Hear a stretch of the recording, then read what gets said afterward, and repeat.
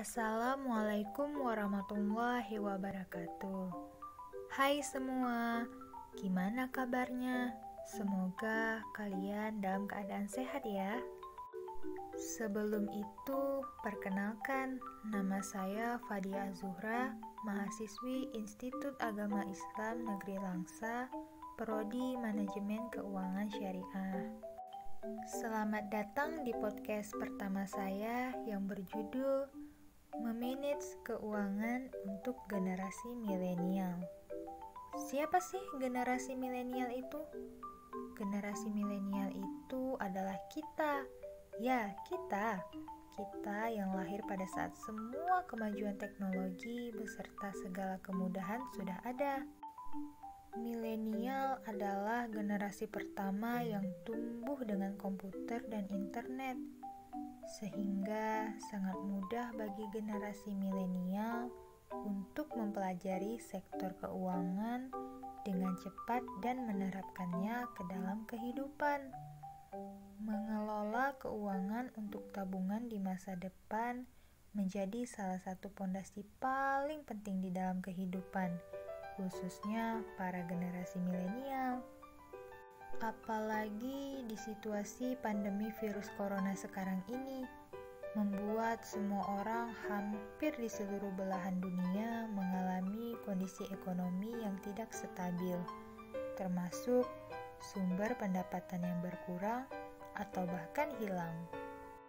Banyak dari generasi milenial yang lebih mementingkan kenyamanan, gaya hidup, dan lebih banyak menghabiskan waktu untuk berjalan-jalan daripada memilih untuk menabungkan hasil pendapatannya. Banyak milenial yang masih memiliki tabungan cukup rendah. Minimal kita menabungkan 20% dari hasil yang didapatkan, dan jika mengalami kenaikan pendapatan, maka presentasi dari tabungan kita juga harus naik dong. Dan setiap pendapatan kita naik, bukan berarti pengeluaran kita juga naik. Pernah tercatat hasil laporan keuangan milenial dalam laporan yang bertajuk Indonesia Millennial Report 2019. Tercatat bahwa hanya 10,7% saja dari pendapatan yang ditabung oleh milenial, sedangkan 51,1% pendapatan habis untuk kebutuhan bulanan para milenial. Nah, ada sedikit tips buat para milenial untuk memanage keuangannya. Yang pertama adalah tentukan tujuan dan rencana keuangan buat kedepannya. Jangan sampai keluar dari tujuan awal. Memiliki keuangan yang terencana tentu saja akan sangat baik untuk kondisi keuangan kita ke depannya. Penting sekali untuk memiliki tujuan serta rencana keuangan yang jelas dan detail. Yang paling utama adalah kita harus menentukan terlebih dahulu mengenai tujuan finansial yang memang ingin kita capai, baik itu dalam jangka pendek maupun jangka panjang, sehingga nantinya proporsi untuk pengeluaran kita akan tepat. Yang kedua, alokasikan sebagian penghasilan untuk investasi dan asuransi. Investasi yang dimaksud di sini ialah tabungan masa depan. Tabungan masa depan yaitu untuk suatu tujuan yang kita belum membutuhkan saat ini, tetapi akan membutuhkan di masa depan, seperti menyiapkan dana pensiun.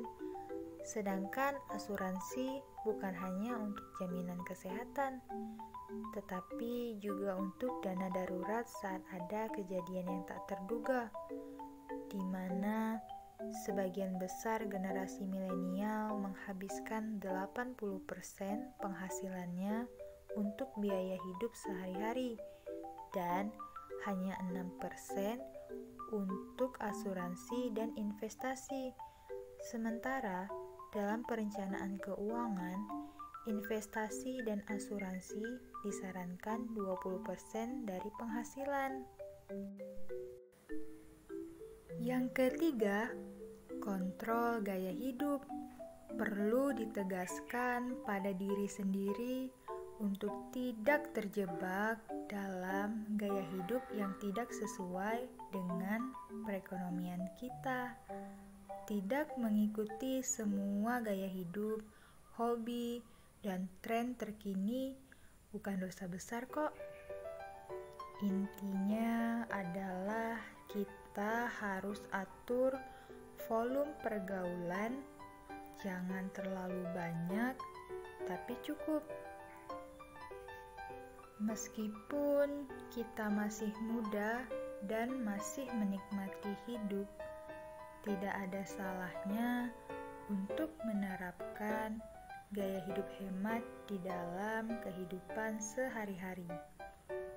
Gaya hidup hemat akan sangat bermanfaat menjaga kestabilan finansial kita di masa yang akan datang.